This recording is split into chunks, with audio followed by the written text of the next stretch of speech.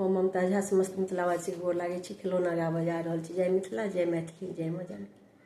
हम बेली फूल गुलाब हमर ननदी, हम बेली फूल गुलाब हमर ननदी। हम गेलहुँ बगिया तऽ संग गेली ननदी, हम गेलहुँ बगिया तऽ संग गेली ननदी, संग गेली ननदी, संग गेली ननदी।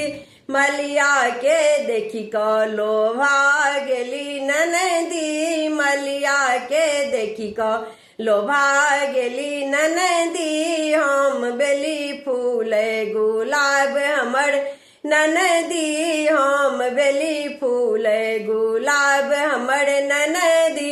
हाथ जोड़ू पैर धरू घर चलू ननदी, हाथ जोड़ू पैर धरू घर चलू ननदी। ससुर जी के इज्जत बचाओ मोर ननदी, ससुर जी के इज्जत बचाओ मोर ननदी। हम बेली फूल गुलाब हमर ननदी, हम बेली फूल गुलाब हमर ननदी। हम गेलहुँ कॉलेज तऽ संग गेली ननदी, हम गेलहुँ कॉलेज तऽ संग गेली ननदी, संग गेली ननदी, संग गेली ननदी। प्रिंसिपल के देखी कऽ लोभा गेली ननदी, प्रिंसिपल के देखी कऽ लोभा गेली ननदी। हम बेली फूल गुलाब हमर ननदी, हम बेली फूल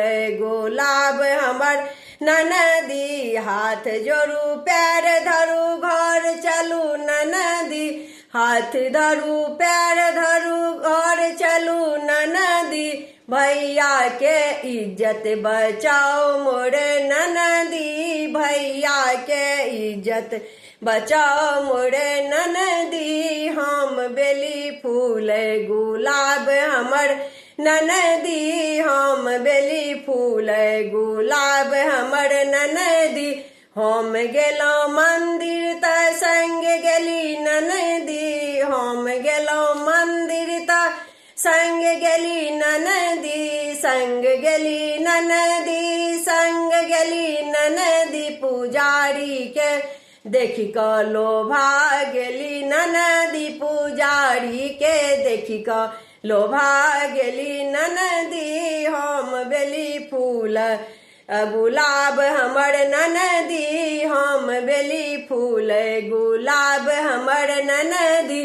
हाथ जोड़ू पैर धरू घर चलू ननदी, हाथ जोड़ू पैर धरू घर चलू ननदी। मम्मी जी के इज्जत बचाओ मोर ननदी, मम्मी जी के इज्जत बचाओ मोर ननदी। हम बेली फूल गुलाब हमर ननदी, हम बेली फूल गुलाब हमर ननदी, हम बेली फूल।